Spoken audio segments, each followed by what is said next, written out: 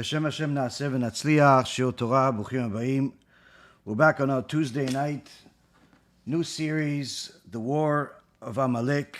This is certainly a series that is very much necessary for the times that we live in. And tonight's shiur is going to be for the Refuah Shlema and Hatzlacha Rabba for Rabbi Ephraim ben Shulamit, Rabbanit Sarah bat Anat, Rabbanit Levana bat Sarah bat Levana, Ovadia ben Levana, Yosef ben Levana, Avi Mori, David ben Esriya, Imi Morati, Doris bat Jora, and all of Am Yisrael and all the righteous Noahites that continue to watch us, support the organization, and do as much as they can to help us continue spreading the Torah around the world, especially at times like this.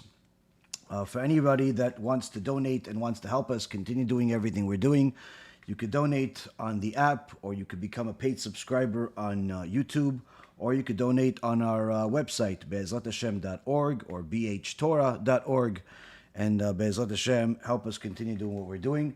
Lastly, for those of you that have ordered books and USBs for free on our Kiruv store at kiruvstore.org, there's, Baruch HaShem, many boxes came out today. I believe it was over 40 boxes came out today and should arrive in your doorstep over the next week or so, maybe less. Anyone that orders today will likely get their orders by BeEzrat HaShem next week. But Baruch HaShem, the orders are coming, and each order is bigger than the next as people are taking advantage of this extraordinary, once-in-a-lifetime opportunity to simply do kiruv, help people do tshuva, fix your own sins, fix your own past, and in so many words, for free, because we're paying for it, Baruch HaShem. Of course, if you want to donate to help us do it, that's obviously very much welcome. So, with that being said, we have our series at hand. The series started last week where we simply discussed the title of this kuntres or sefer that Rav Wasserman wrote as a part of his commentary on Masechet Yevamot, where he calls it Omer Ani Ma'asai Lamelech. I say all my work is for the king. And once a person understands that first step, which is understanding that everything that Rav Wasserman is telling us to do here, everything that Rav Wasserman is telling us that we need to learn here, everything that Rav Wasserman is teaching us here to have the right mindset for this specific time.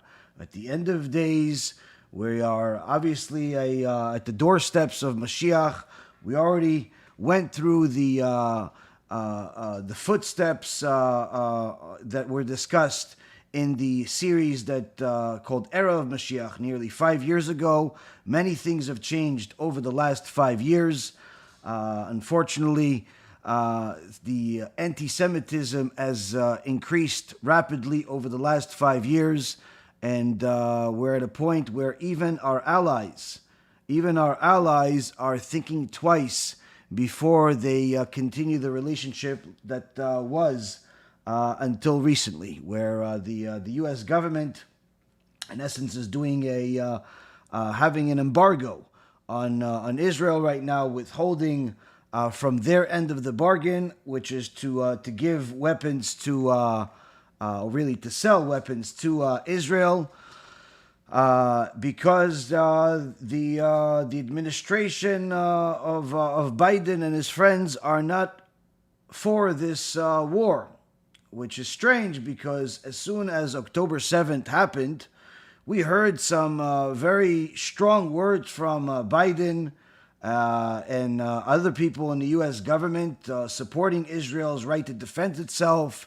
Was so inspiring for some people that they acted as if the Mashiach just spoke. But of course, words are just words, and as my dear father always says, people talk a lot because words don't cost anything. And unfortunately, this is one of the things that happened over the last 6 months, where these words became simply a distant memory. And now the Biden administration and unfortunately other ally countries are not interested in supporting Israel in their fight against the terrorists. Now, of course, everyone can say free Palestine and free the people, and what they don't realize is that without living there, you're never going to realize what you're actually saying, especially all of these protesters that are protesting the Free Palestine motto, not realizing that if they were actually doing that very same protest, but in the Palestinian neighborhoods, in Gaza, in the West Bank, they would be very likely to not survive the day, because the very same people they're cheering for would actually kill them as part of their beliefs. But needless to say, a person that doesn't live in Israel, doesn't understand the mechanics of this war, is never going to understand what people are actually cheering for. And most of the people, most of the talking heads that are speaking against Israel right now are people that have never been to Israel and have no concept of what this war is. But needless to say, the war of Amalek is much greater than the war we are fighting right now, against a bunch of thugs.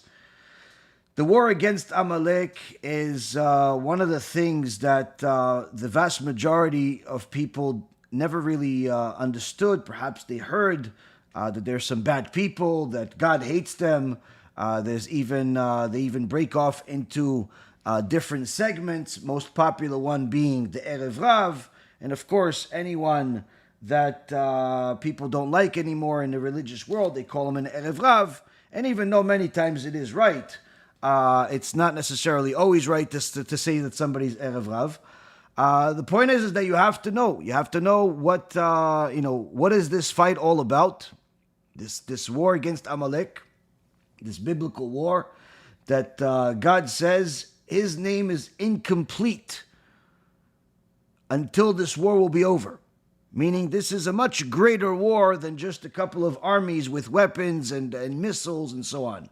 This is not a simple war. This is not a war that you could win with tanks and with bombs. This is a much bigger war than most people truly understand.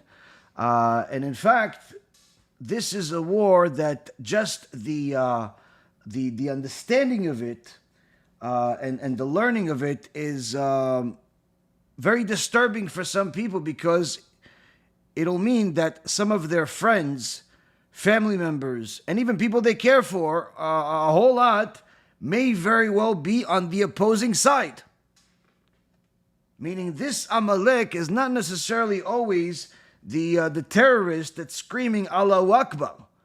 It's not necessarily always the terrorist that's telling you that either die or convert to a different religion. It's not necessarily always that. The enemy comes in all forms and sizes.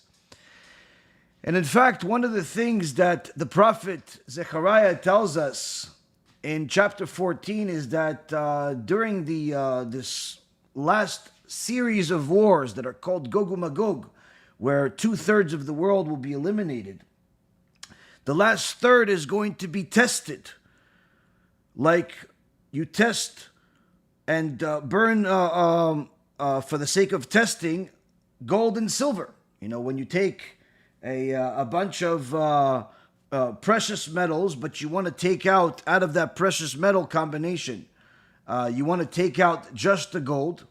It goes through a very, very arduous process.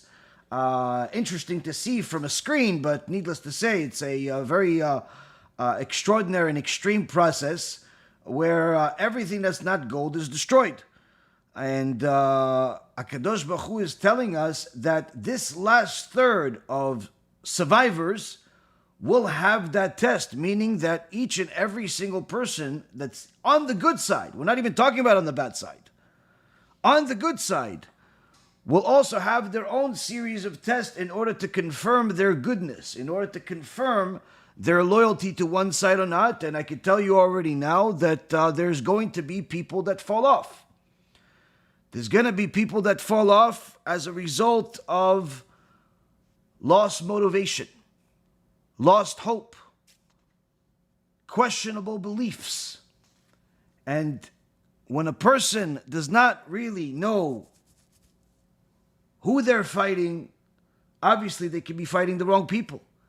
But when a person knows who they're fighting, but doesn't know why, they're never going to have the motivation to fight enough to win.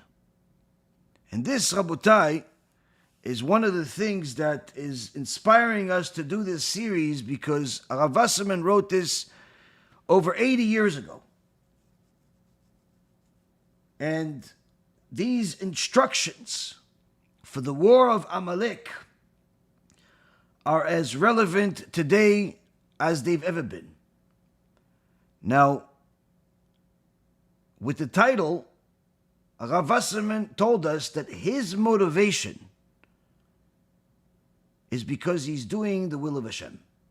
He's writing this, he's teaching this, because this is the will of Hashem, in order to inform the later generations that will face these issues, this ultimate existential battle. They're going to need to know how to win. And if they don't have the instructions, they may not know who to fight. And even worse, they may know who to fight, but not have enough motivation to do it. This is like having the food in front of you, but not eating it, and starving to death. Now, the stories of the Holocaust are obviously always stories that you could learn from, but one extraordinarily relevant story that I just learned from my Rav is a story that at the very least will put some perspective on everything that we're talking about here. Rav Wosner, alav shalom, was around at the time of the Holocaust, when Nazi Germany was killing people like flies. The concentration camps were built in many locations.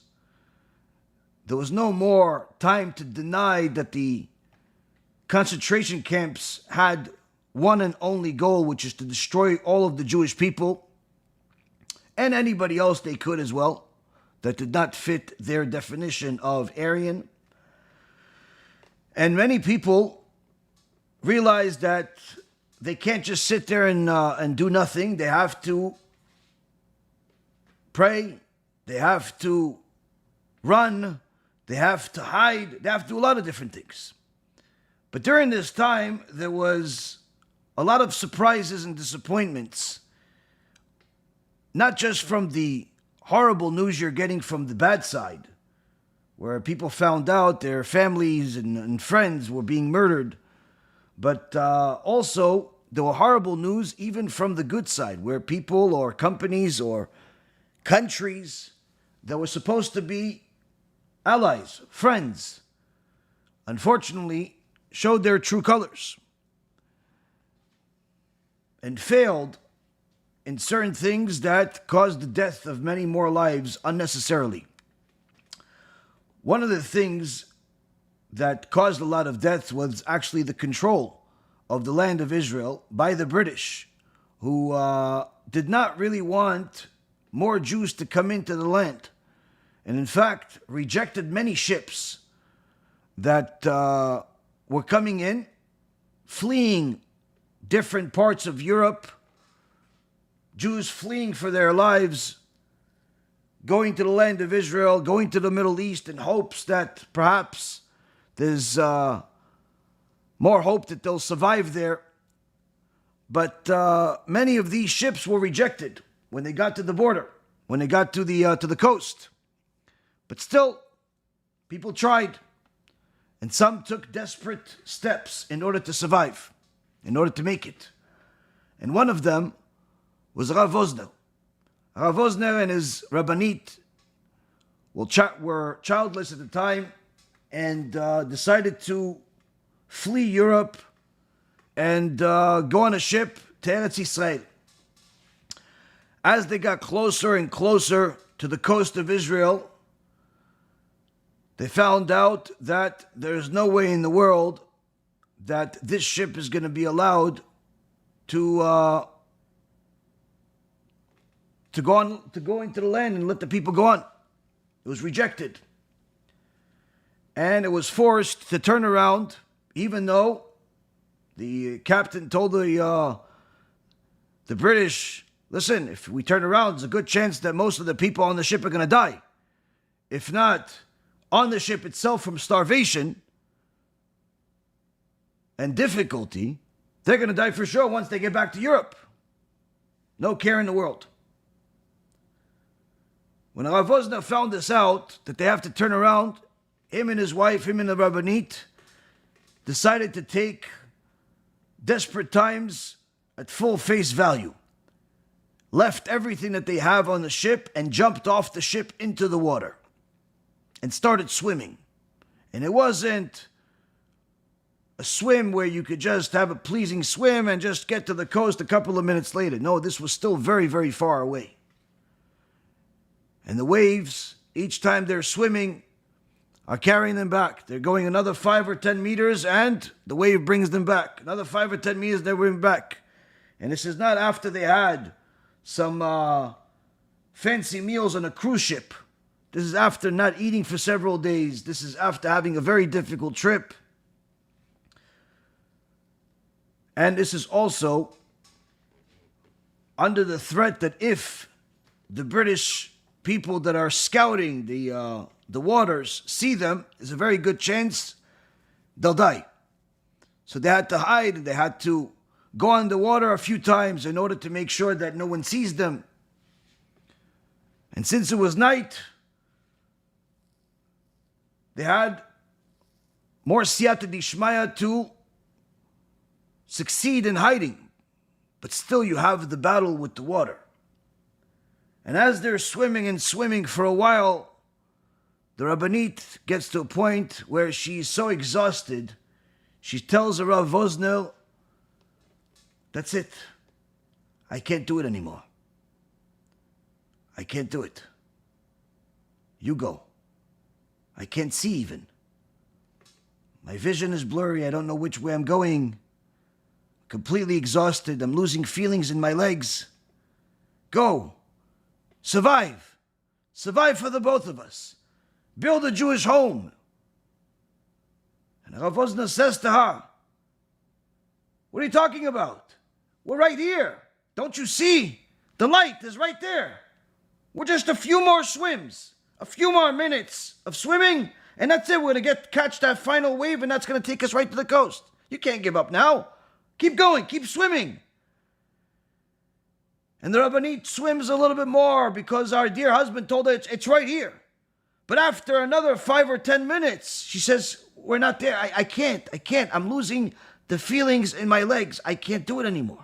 He says, but now you're going to, but it's right here. Don't you see the people? The people are right there. She goes, I can't see anything. But they're right there. We can see it. They're right there. Just a few more times. Keep pushing. A little bit more, we're right there. And she keeps pushing. But then after a few more minutes, she says, that's it. I'm going to let myself go. Now you're going to let yourself go. We are absolutely right here. Just a few more minutes and we're there. And this continued, Rabotai Yekarim, for 2.5 hours. 2.5 hours. But that was what was needed in order to push the Rabbanit to survive. And as soon as they got to the coast, after barely having any clothes on, they had to remove as much weight as possible just to be able to stay afloat. Rav Wosner found some cave. He hid the Rabbanit over there, covered her with some leaves, and then he went and started knocking on doors in Eretz Yisrael, hoping that a Jew will open a door, that he can ask him for some clothes for his wife. And after he succeeded in doing that, he got her some clothes. They settled down. And as may be surprise to many, the commitment of Wosner's mind, soul, and body to the Torah did not wane for even a moment, because as soon as things calmed down, literally, within hours, he was already back to learning Torah. By the next day, he already found a kollel to go learn there in the land of Israel.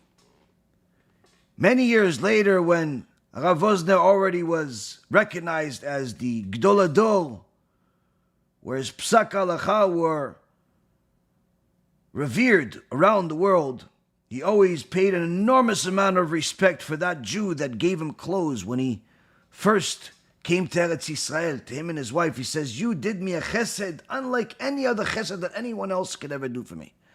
You did me a kindness that's unlike anything else. You truly welcomed me in and gave me clothes at a time where I was in dire straits."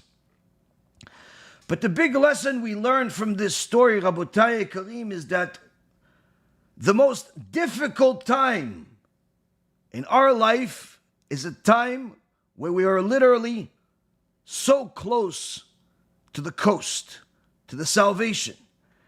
And the same goes with the war of Amalek and all of the different parts of Amalek we will discuss in this series.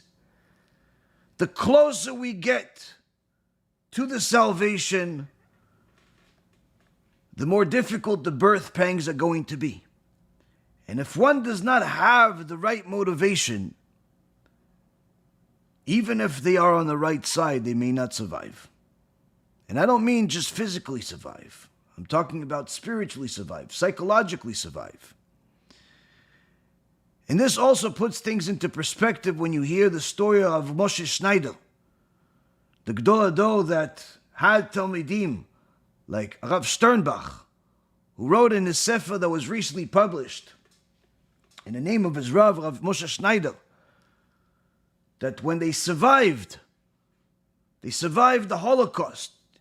Rav Moshe Schneider told his Talmidim, "Do you know how much we owe Hashem because we survived and so many other Jews died, so many other non-Jews died? Do you know how much we owe Hashem?" He says, think about this. Noach was a tzaddik. The Torah testifies. Noach was a tamim. He was complete with Hashem. The Torah testifies. But yet Noach is in the teva. He can't sleep because he has to feed the animals. During the day, he has to feed the animals that are awake during the day. At night, he has to feed the animals that are nocturnal. He has no day, he has no night. He's just constantly feeding the animals, cleaning after them. And one day, he was late to feeding the lion. And the lion hurt him. The lion bit him. And for the remainder of the year that Noach was in the teva, Noach was in agony and pain. And Rav Moshe Schneider asked, why did Noach deserve such a thing? I mean, after all, look what kind of kindness he's doing. He's the reason why all of these animals and mankind is alive still. Why does he deserve to get bitten by the lion? And Rav Moshe Schneider says, it's because Noach was the last to survive. And thereby he was the last one that was able and in charge of fulfilling the will of HaKadosh Baruch Hu. And what was the will of Hashem? What was the will of HaKadosh Baruch Hu? What was it? Noach, feed the animals. That's it. He didn't tell Noach, pray 3 times a day. He didn't tell Noach to dance. He didn't tell Noach to have a barbecue. What did he tell Noach? Feed the animals. That's what you have to do. Make sure they survive. And therefore, since you are the last to survive, the responsibility is much greater than if you were a simple zookeeper. where somebody else can do it. Since you are the last to survive, if you fail, the failure is magnified exponentially, because if you fail, the lion will die and there will never be another lion again. And that's why Noach was punished for that. Rav Moshe Schneider says, why did HaKadosh Baruch Hu choose the Levi tribe and not anybody else of Am Yisrael? Why didn't he choose the Judah tribe, the Shimon tribe, the Benjamin tribe, Naphtali tribe? There are 12 tribes. Why choose the Levi tribe to be the Kohanim? He says because in Egypt, when Am Yisrael were slaves, they did not want to pray to Hashem, to learn Torah, because they saw that their life is so difficult. But yet the Egyptians are celebrating. And many of them started worshiping the idols of the Egyptians. So when the Levi tribe asked them, come learn Torah with us, they said, no, why should we? We have to wake up in a few hours to go build another pyramid. Yeah, but you have an idol here. Obviously, you're doing something spiritual. He says, no, the idol is here because I see the Egyptians are celebrating. The Egyptians are doing good. Perhaps their God is answering them. So nobody else was learning Torah. Nobody else was fulfilling mitzvot. Nobody else cared about the will of Hashem at that time. They were too deep into their own struggle, except the Levi tribe. When nobody else wanted to learn Torah, the Levi tribe continued. When nobody else wanted to pray to Hashem, the Levi tribe continued. And therefore, HaKadosh Baruch Hu says, you said yes when everybody else said no. You're going to be the Kohanim. And therefore, Rav Schneider says to his Talmidim, many people ask, where was God during the Holocaust? Because so many people died. Of course, people should ask, where was Am Yisrael before the Holocaust? Many people rejected the Torah. And you see, when the decree came, the decree hurt both religious and non-religious. The ones that left the Torah, you don't have to explain why Hashem punished them. They abandoned His Torah, they converted to idolatry. But the ones that observed the Torah failed because they did not help them do tshuva, they did not help their brothers that were not following the Torah come back to Hashem. But you see, here we are, he says. We survived. We are the few that survived. And therefore our responsibility to publicize the name of Hashem, to dedicate ourselves to the Torah, to help Am Yisrael return to Hashem is even more so. Is even more so than it was before the Holocaust. Because if not us, who else is going to do it? And therefore, Rabotai Karim, already from the beginning we understand that although the war of Amalek is going to be the most difficult thing that mankind has ever seen, needless to say, the most difficult thing that Am Yisrael has ever experienced. This is a biblical war, not just a war of missiles and rockets and tanks and politics. A person must know not only who he's fighting, but why. Why should I continue? You have to have the proper motivation. And that's why Rav Wasserman started off by letting us know, if you're going to do this right, it must be for the sake of the Melech. It must be for the sake of the king. It cannot be just because you want to survive. It cannot be just because you want to live. There has to be more. Because everybody wants to live. Everybody wants to survive. How do you distinguish yourself? What are you going to do if you survive? He says if you want to survive this war, it has to be because you want to serve the king. And therefore we continue this and start with the first paragraph where Rav Wasserman starts to tell us not yet who is Amalek, but what is Amalek? What is Amalek? We've heard the word Amalek. We've even heard certain people being described as Amalek. But what is Amalek? And Rav Wasserman says, we were commanded to go against the 7 nations, 7 Canaanite nations in the Torah, to the extent where we were not allowed to let them live if they stayed. In fact, they had a choice. They could flee or they could abandon their ways. And Rashi says if they abandoned their ways and accepted the Torah, you were allowed to let them stay. But to stay as idolaters, not possible. And the Torah tells us that at the time of Yeshua ben Nun, he went against 31 different armies, 7 different nations, 6 of them stayed. 6 of the nations stayed, which broke up into 31 different wars. One of the nations, the Girgashites, fled. In fact, the Midrash Rabbah says the Girgashites fled and actually got a blessing for it from Hashem. They were blessed because they fled.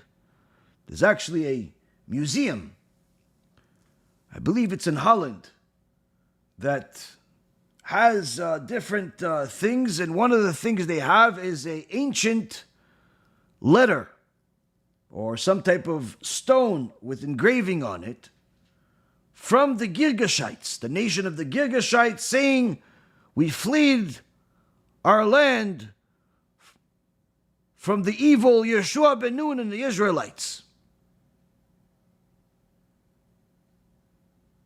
So we see that the archaeological evidence, as usual, matches the biblical evidence. But the other 6 did not want to flee, and therefore went to war against Am Yisrael. And HaKadosh Baruch Hu says, you have to fight them, and you cannot allow them to live. You cannot allow them to live. Now, when this October 7th tragedy happened, and we discussed the war and the rules of war, one of the rules of the war we saw and we quoted was what's mentioned in the Torah. The same Torah that the Muslims believe in, the Christians believe in, that comes from Am Yisrael. And in Sefer Dvarim, the book of Deuteronomy, chapter 20, in verse number 16 and 17, HaKadosh Baruch Hu tells us, you shall not allow any person to live. Rather, you shall utterly destroy them. The Hittite, the Amorite, the Canaanite, the Perizzite, the Hivite, the Jebusite, as Hashem your God has commanded you. So here we see that HaKadosh Baruch Hu commanded us not to have any mercy. You're not allowed to have any mercy in war. And we find out later on this would even include if a child was in the way and putting the Jewish soldiers at risk, if he was shooting at them, if he was helping the enemy, you're not allowed to have mercy on him. And when we said that, one of the leaders of Hamas took that clip of our shiur and publicized it on Al Jazeera terrorist media.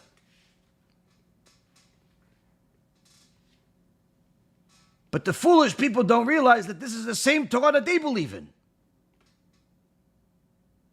This is the same Torah. Nothing's changed. We didn't create something out of our own. This is God's command. But the question is, why are you not allowed to have mercy? And in fact, once you know the answer to that, you'll also understand why we are losing the battle right now.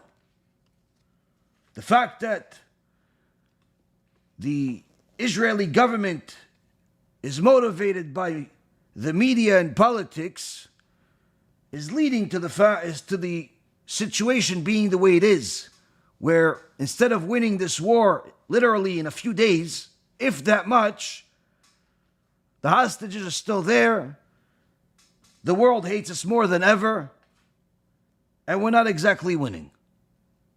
If anything, the enemy is empowered, because their messages spread in all four corners of the world. Mercy is something that is not allowed during war, if you're fighting for the right reason. When you're fighting for the wrong reason, you're not allowed to fight in the first place. And no one can say that they're more merciful than God. And yet, God himself commands us not to have any mercy during this war against these nations. Why? The verse continues in chapter 20, verse 18. We read 16 and 17. Now 18 says, why? Why no mercy? So that they will not teach you to act according to all of their abominations that they performed for their gods, so that you will sin to Hashem your God. The reason why there's no mercy against these nations is because if you have mercy on them, you will even get to the point of not just letting them live and go on their merry way to Egypt, to Iran, to Saudi Arabia, to Gaon. No, you're going to tell me, you know what? Let's just stop fighting. Why don't we both live in the same neighborhood? Let our kids play together. We'll be friends. You're going to show that kind of mercy because you're going to think that since we don't need to fight, let's just all get along. You don't realize their ways are not the ways that are yours. Their ways are against the will of Hashem. They do all types of things that HaKadosh Baruch Hu calls an abomination. And if you have mercy on them, thinking that you are more merciful than God, having mercy when you're not allowed to have mercy, then what you can end up having is having a bunch of idol worshippers as your neighbors. And ultimately, those idol worshippers will teach you their wicked ways. And you will eventually go against the same God that protected you, the same God that created you, the same God that gave you these rules. So we see from here, the rules of war are not the rules of politics, and needless to say, they're not the rules of the politically correct world we live in today. And Rav Wasserman says that we were commanded to fight against these 7 nations and not have mercy. If they wanted to fight, no mercy. They wanted to leave, no problem. They could leave. They want to abandon their idolatry, also no problem. But as long as they're stuck on their ways that are called an abomination by God, there's no room here. Yet with all of this, this is nothing in comparison to how HaKadosh Baruch Hu treats Amalek. Says Rav Wasserman, but when it comes to Amalek, the Torah says, Timchet zecher Amalek, velo ketiv et Amalek. When it comes to Amalek, says Rav Wasserman, HaKadosh Baruch Hu commands us to destroy the memory of Amalek, not Amalek itself. Rather, the memory of Amalek. When it came to the other nations, he said, destroy those nations. But when it came to Amalek, it didn't say destroy the nation of Amalek. It said destroy the memory of Amalek. Why? Why? What is this Amalek? What is Amalek?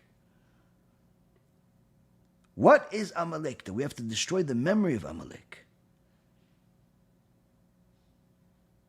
Rav Wasserman continues, he says, Rashi comments over there and tells us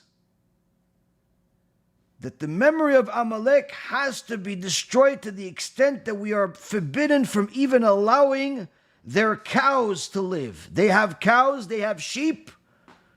Even their cows and sheep we have to destroy. Just like the Torah tells us that it's not just another nation. Whereas the other nations that we had to go to war with, like the Canaanite nations, it just said, kill them, the nation, those people. But not their animals. You don't need to kill their animals.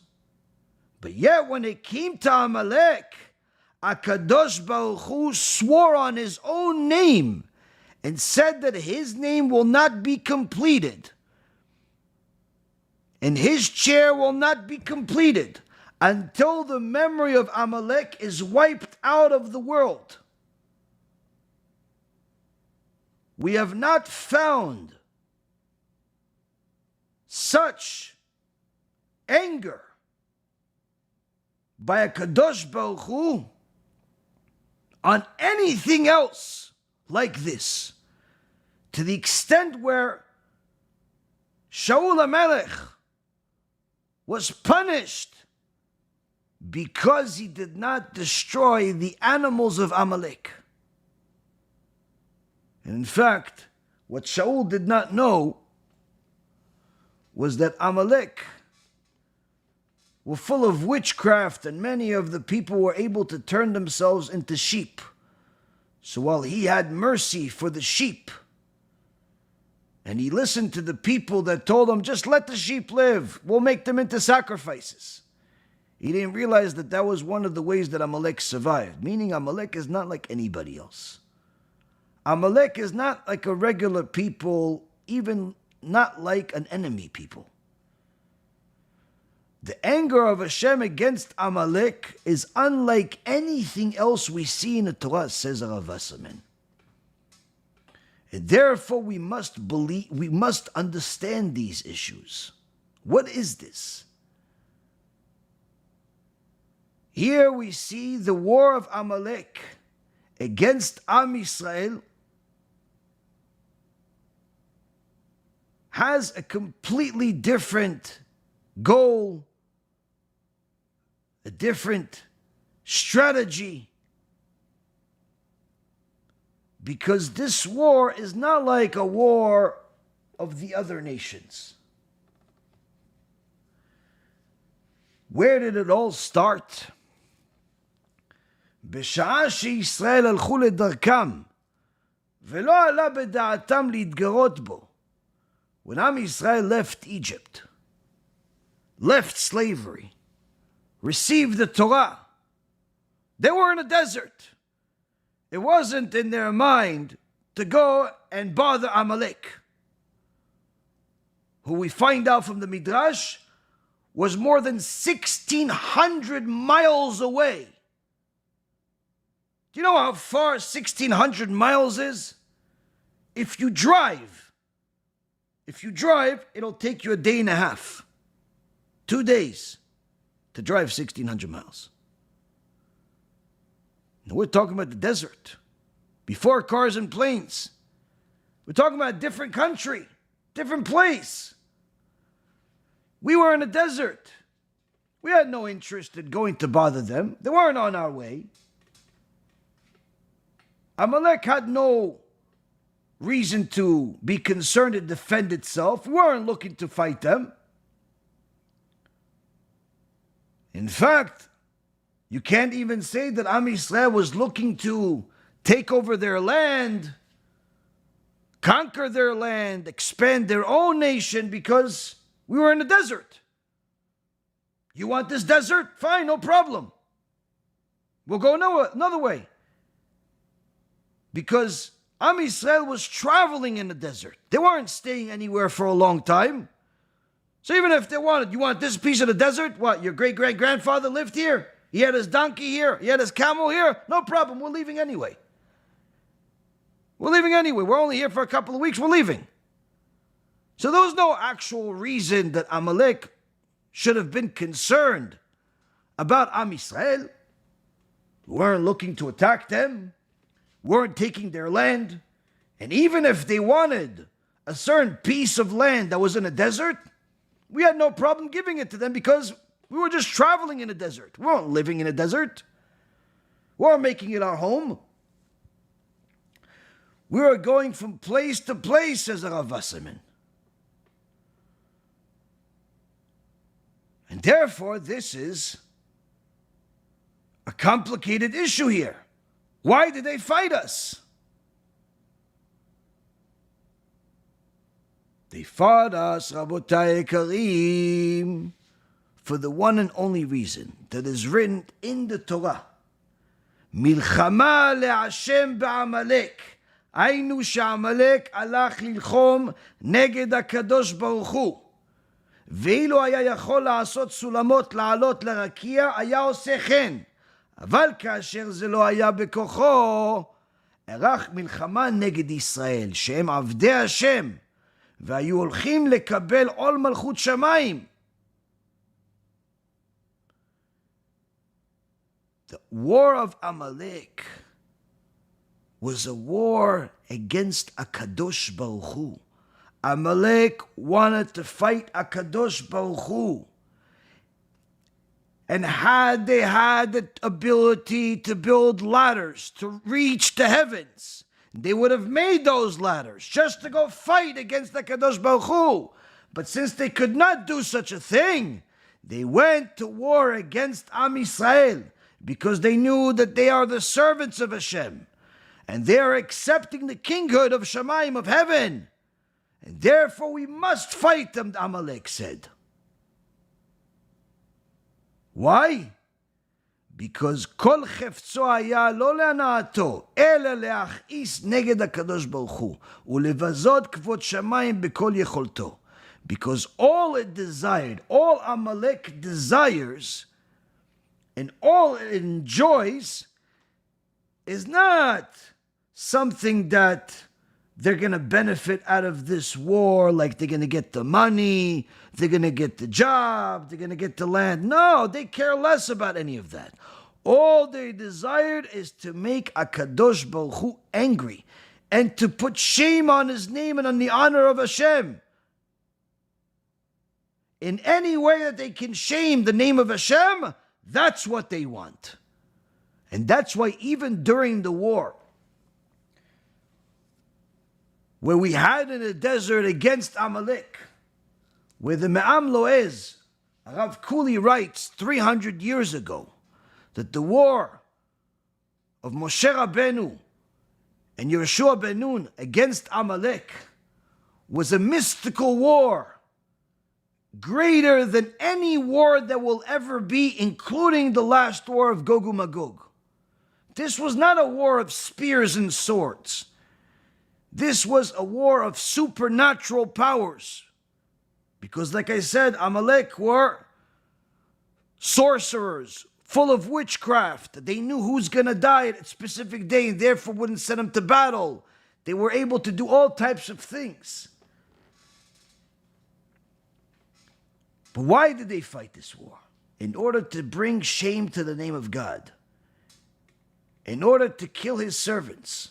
And even during the war, anytime Amalek caught a Jew and killed him, before they would do it, they would cut off his Brit Milah and throw it in the air, as if to bring embarrassment to God. Oh, this is what you like? And they would throw the Brit Milah in the air. That's how much they hated God. That's how much they hate God. Here, it was purely a hatred for God. This is not like the other nations, says Rav Wasserman, that whatever they did because of desires.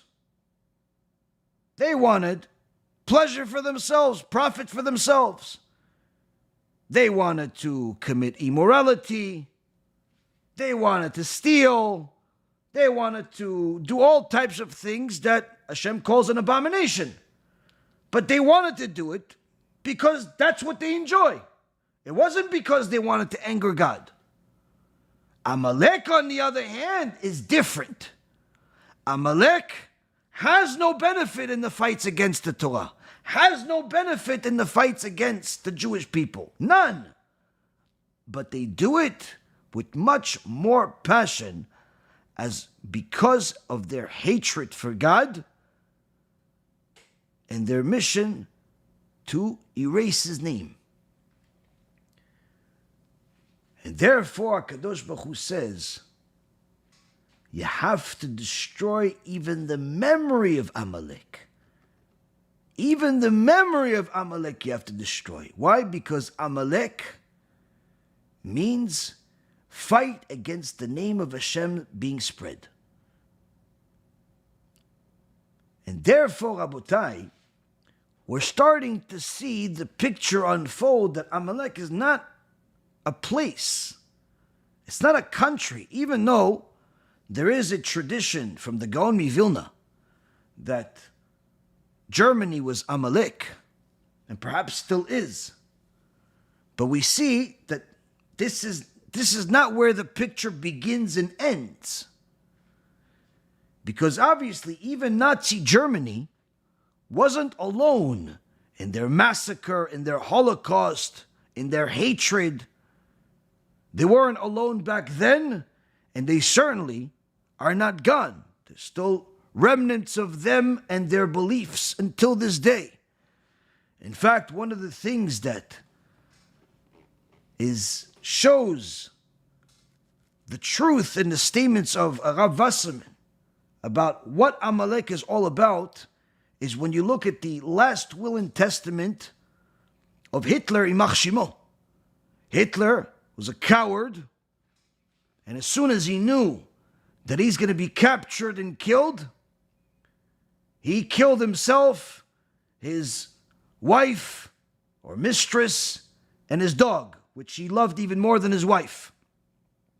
But he did give a last will and testament before he killed himself, like a coward that he is. What was his last will and testament?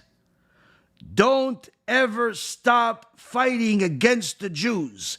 They are our eternal enemy. This insane maniac has a war, conquered a large part of the world, had an enormous amount of wealth, power, and everything. Now all of it is coming and it's collapsing. And all you care about is the few million Jews that are in the world? You killed 50 million people, Jews and Gentiles. He even killed Germans well before the concentration camps were built. Hitler had a law instituted inside Germany to kill all people that had disabilities. People literally killed their brothers, sisters, parents because of disabilities or because of age.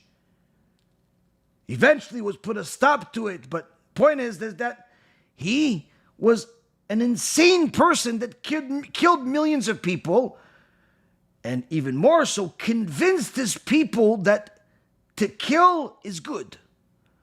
And after all of this ideology and world comes down collapsing, his only statement to summarize his whole life, his last few words are what? Don't ever fight against the Jews. Don't ever stop fighting against the Jews.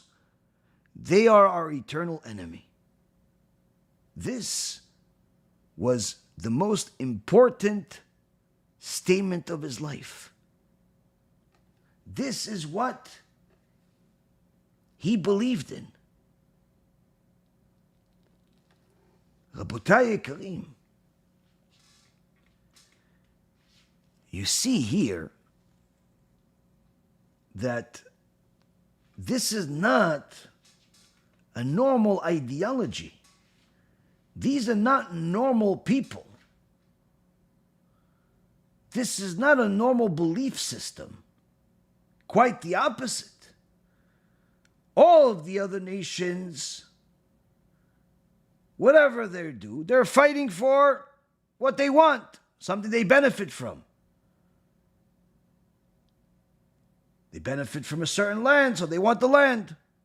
They benefit from a certain amount of business, they want the business. Whatever it is.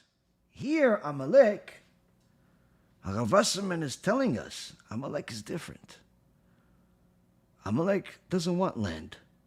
He doesn't want money. He also doesn't want Hashem. That's all he wants. That's it. He wants the name of Hashem to simply go.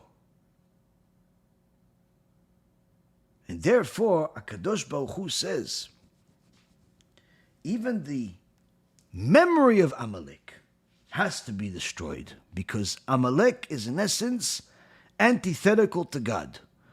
It's fight against my name. And therefore it has to be completely destroyed. And even the animal that belonged to Amalek, this animal is representing someone that wanted to eliminate the name of God in the world and make everyone atheists. Make everyone atheists. This is why, by the way, Rav Wasserman writes somewhere else in his commentary on the Gemara that the punishment that an atheist would get is much worse than even an idol worshiper. Because while an idol worshiper, you could somehow rationalize the wrong belief that he has, that he thinks that some idol can help him, that some idol can be there for him. But for one to say that there is nothing, that this whole world came from nothing, there's no intellectual dishonesty greater than that. There's no evil greater than that. This is Amalek. Amalek preaches atheism, but not just believing in nothing by themselves. If you notice, atheists are all missionaries, without exception. Now, you can see the difference in the ideology of an atheist very quickly, and how it's different from all others. Now, some Jews that are religious like to talk about Torah and like to encourage other people to do mitzvot. Some Jews, on the other hand, even though they're religious, they don't necessarily like to talk about religion, especially to people that are not religious.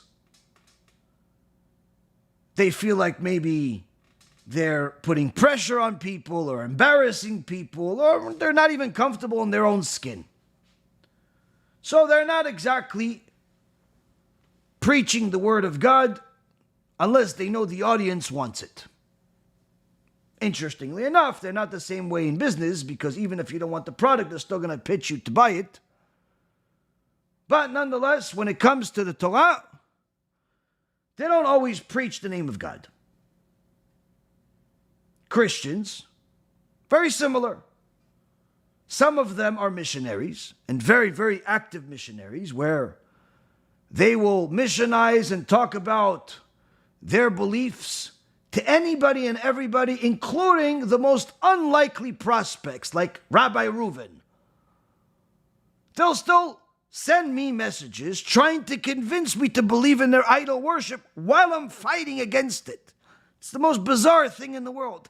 Their missionizing ideology is so strong, they care less about who the audience is. They will deliver the so-called good word to anybody that would listen. But not all Christians are like that. There are some Christians that don't talk about their faith. They keep it to themselves. And similar, lehavdil, to the Jews that also don't talk about their faith, unless they know their audience is interested. They don't talk about it.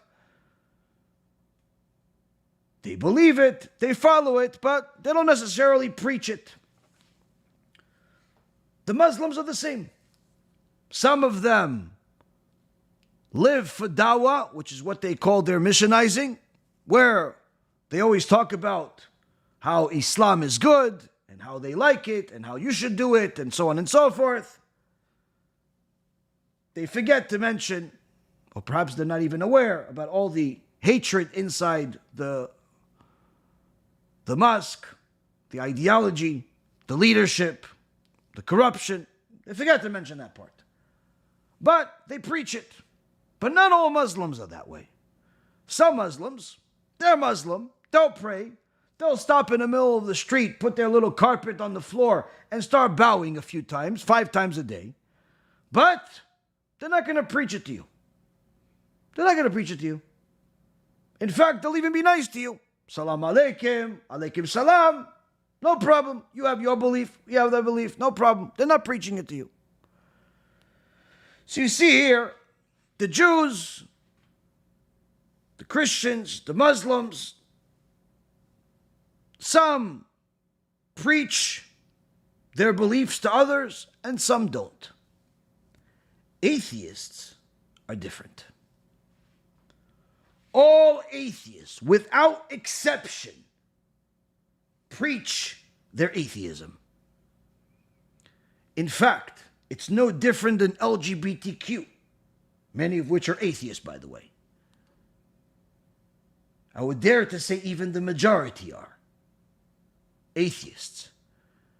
All atheists make sure, ensure, and secure their position in public at all times, meaning as soon as you get to know them, and I don't mean like you know them for a few weeks and then you get to no, I mean literally within a few moments of talking to them, whether you are religious or not religious, whether you're talking about anything, they want to make sure you know they don't believe in God. They believe in nothing. They believe we came from some molecule that went through some type of transformation, and the transformation turned them into some amoeba, and the amoeba grew legs, and eventually became a lizard, and then it started swimming, so it became a fish, and the fish became a this, and eventually became a wolf, and all types of stupid things.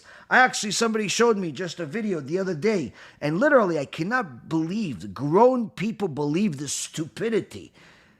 They had a lizard. They said, this is how the I think it was some type of four-legged animal, like a dog or a wolf, became the whale. And they have this four-legged animal, let's just call it a wolf, is walking around, and then it decides to go swimming. And then it continues swimming, and over eons of years, however many stupid years they have in their brain, this wolf mutates into a different creature that now doesn't need legs to swim and just swims and lives in the water. And eventually, somehow, it grows so fat and so big it becomes the sperm whale. I cannot believe that grown people believe this. I can tell you, if you bring this to a kindergarten comprised of 5-year-olds and 4-year-olds that have never heard the word God in their life, and you tell them this, they're all going to look at you like you have 5 heads. Are you stupid? A wolf became a sperm whale? But this is what happens. How can you convince so many millions of people to believe there's no God and that a wolf turned into a sperm whale? Simple. They preach and preach and preach, even if it's not the right audience, even if there isn't an audience, even if the conversation has nothing to do with what they're saying. They make sure that their atheistic beliefs, their anti-God beliefs, are everywhere. That's Amalek. That's Amalek. Amalek declares war against God at all times, without a break.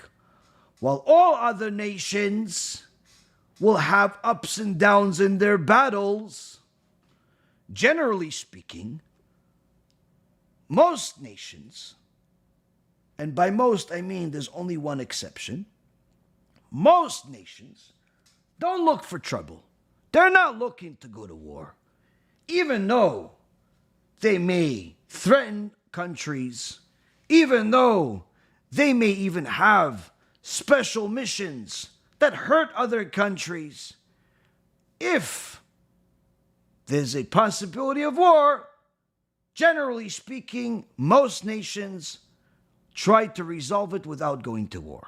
Even if you look at the difficult relationship between the Americans and Iran, the Americans and North Korea, you see this is obviously not a healthy relationship. They want to kill each other, even Americans and Russians. This is not a good, they don't like each other. Let's just say that.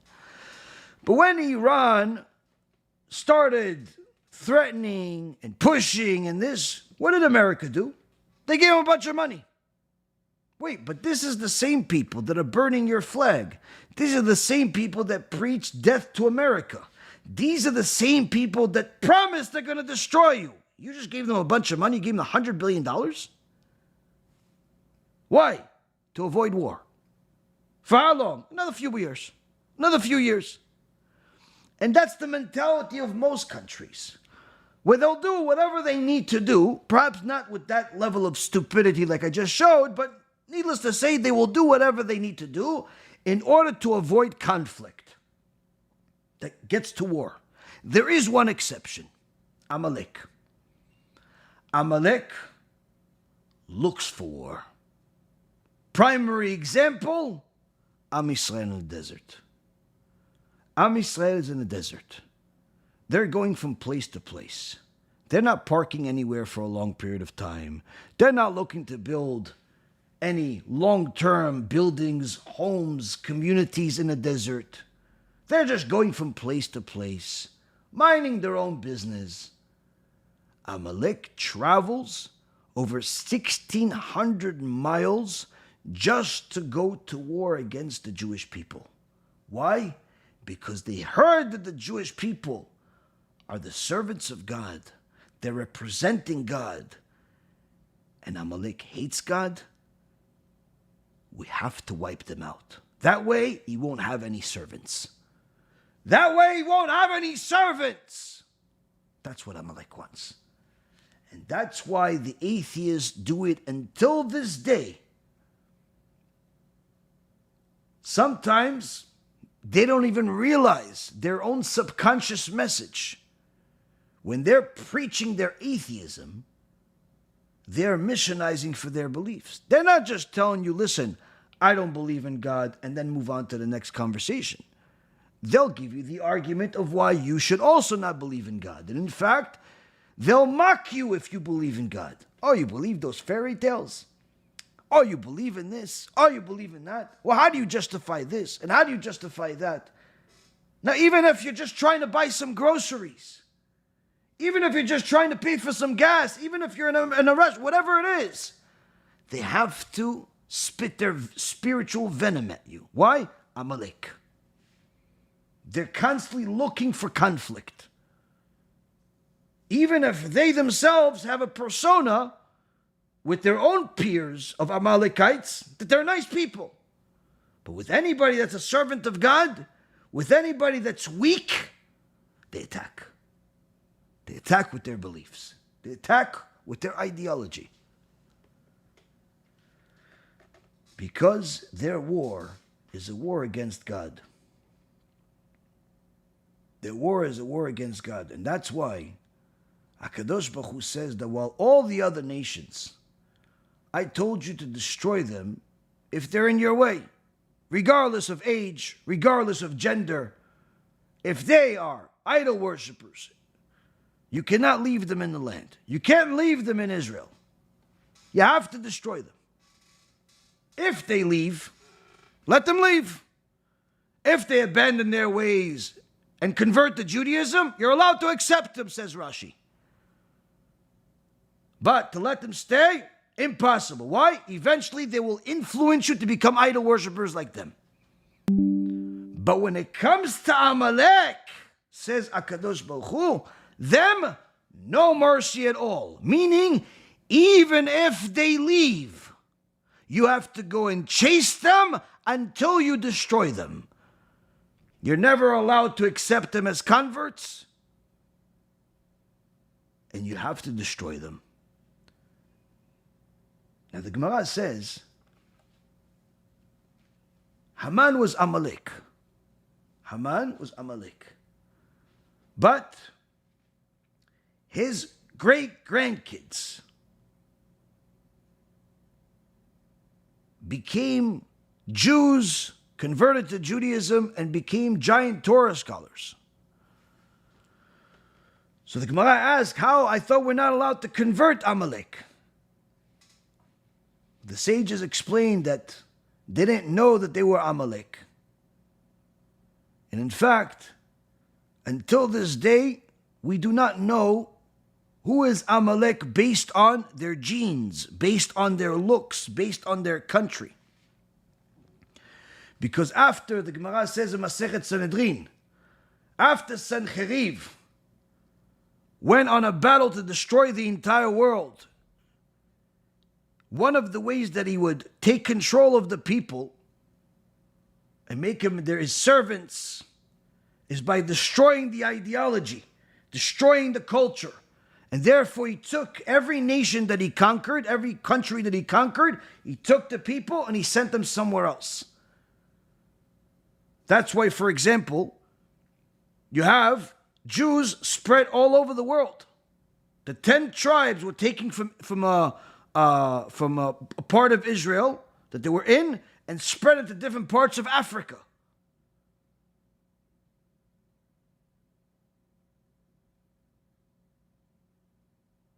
And one of the things that people lost at that time is the ability to know where is Amalek. And therefore, Amalek is no longer a specific people. You can't just point to a specific person and say for sure this is Amalek unless you have Ruach HaKodesh. Like they say about the Khatam Sofer. Famous story about the Khatam Sofer, who, by the way, was not only an extraordinary Torah scholar, but was very, very strong. So strong that his Talmidim say he was so strong he was able to bend a metal coin with his fingers. Bend it in half. And one day he's walking with his Talmidim, the Khatam Sofer, Kodesh Kodeshim, one of the Gdolei Ador. He's walking with his Talmidim, and as they're walking, they see this wicked Gentile that the Khatam Sofer looks around, sees no one is there, pah, hits him on the back and kills him in one shot. The Talmidim ask, Rabbi, we have to start killing people? He says, no, you don't do anything. But I know he was Amalek, and I'm fulfilling a mitzvah, and thereby bringing the Moshiach closer, by destroying Amalek. This was someone that had Ruach HaKodesh. This is not something that you and I or anybody in the world today can do. Amalek is no longer a specific people. Amalek is anyone that goes against the Torah. But not in a way where they simply don't want to keep Shabbat. They simply don't want to eat kosher. But rather someone that fights against the Torah. Fights against the Torah. Fights against the name of Hashem being spread. Someone that instead of sharing Torah, getting people to learn Torah like normal people would, or simply ignore it, rather he wants to burn it. Wants to burn it, wants to destroy it, doesn't want it in the world. Like this woman that came up to our crew in Eretz Yisrael while they're distributing books yesterday. They're giving books for free. And this one woman comes up to them and says, can I have a book? I want to burn it. Huh? Can you give me one book like you're giving the other people? I want a book, but I'm going to burn this one. So, can I have it? Now, if you don't like the content, don't take it. We're not forcing it down your throat. We're not even asking you to take it. You want to take it. If you don't like it, move on. Just like you look at a menu in a restaurant.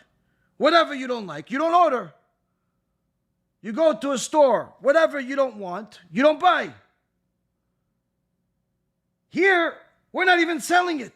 It's just given for free for whoever wants. If you don't want it, just keep walking. No. She wants one. Why? To destroy it. That's Amalek. That's Amalek. And unfortunately, Rabotai Yekarim, sometimes even someone that was born of Jewish parents can become Amalek. Amalek is not just the Gentiles. Amalek is someone that has brought themselves to the ultimate impurity, where they are declaring a war against God.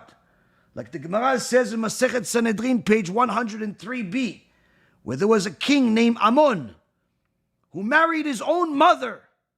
And his mother told him, why? Why do you want to marry me? I mean, aren't you disgusted I'm the one that gave birth to you? And he says to her, no, I'm not marrying you because I want you. I can get anything. He says, I only want to marry you to anger God. Just to make God angry. That's it. That's all. That's all I want. That's Amalek. That's Amalek.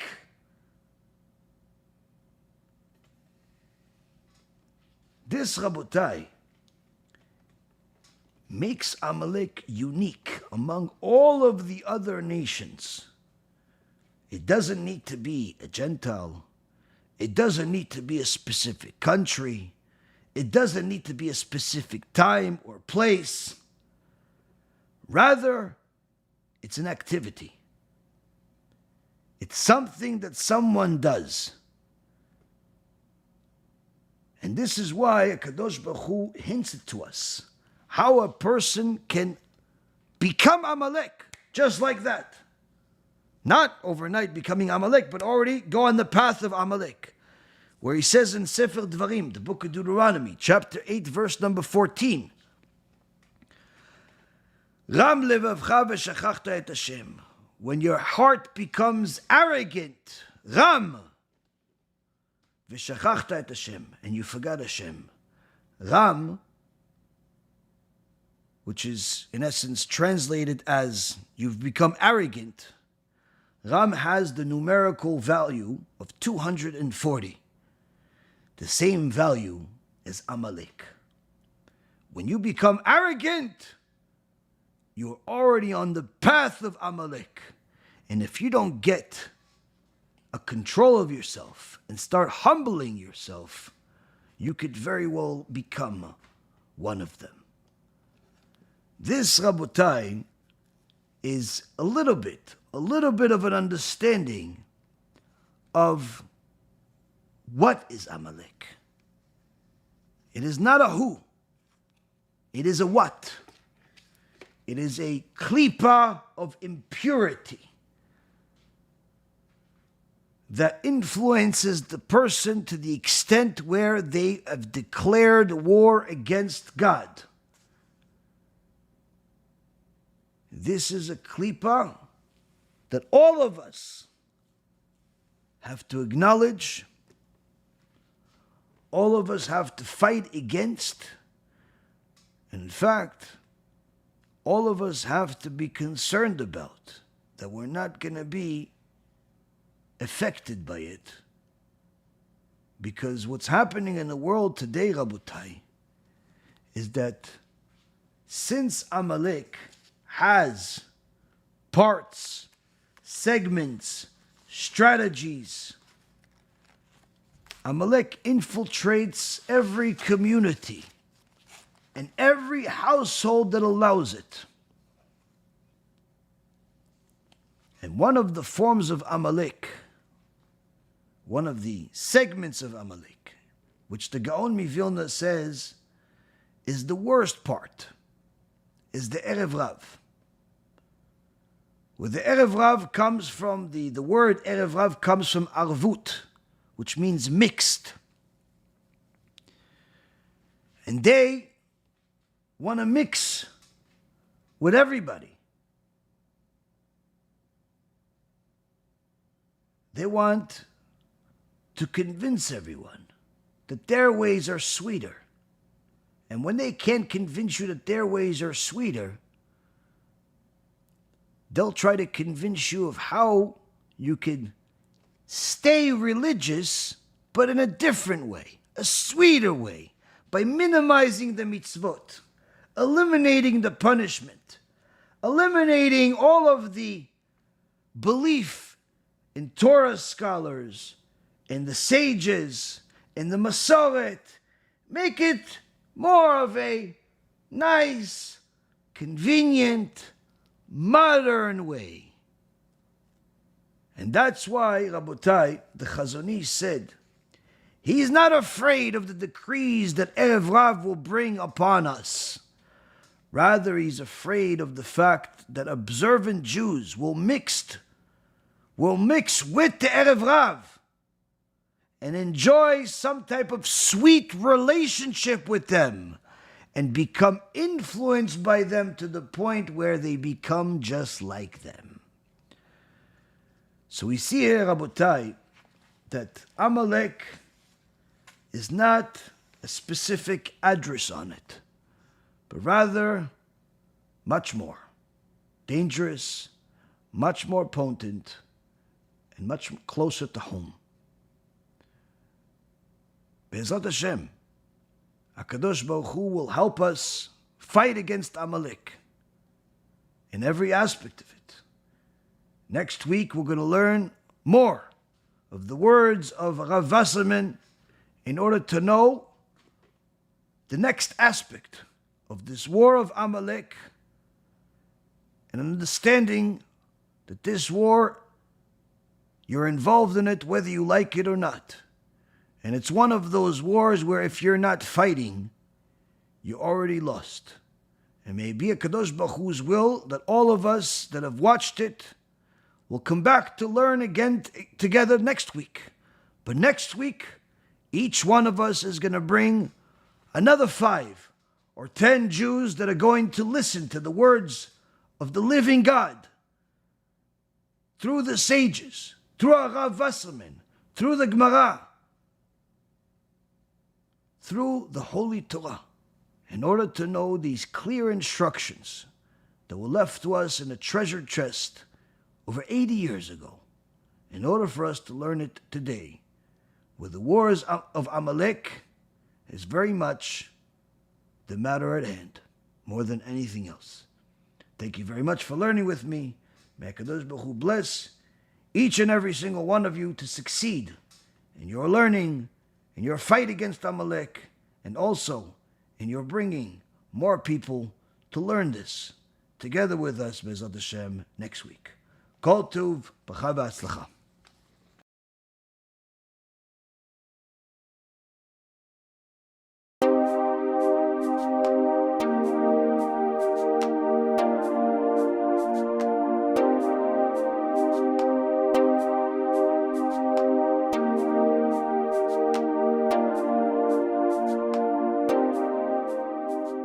אני מברך את הרבנים, הרב ירון ראובן, הרב אפרים כחלון, ראשי ארגון בעזרת השם, שהלכו בפי עליון, שעלו מעלה מעלה, יהיה להם ברכה והצלחה, הקדוש ברוך הוא ימלא בישועות ליבם לטובה ולברכה, שבכל מה שיפנו ישכילו ויצליחו, יזכו לעשות כאלה וכאלה, הודיעו תורה לאדירה, אמן ואמן.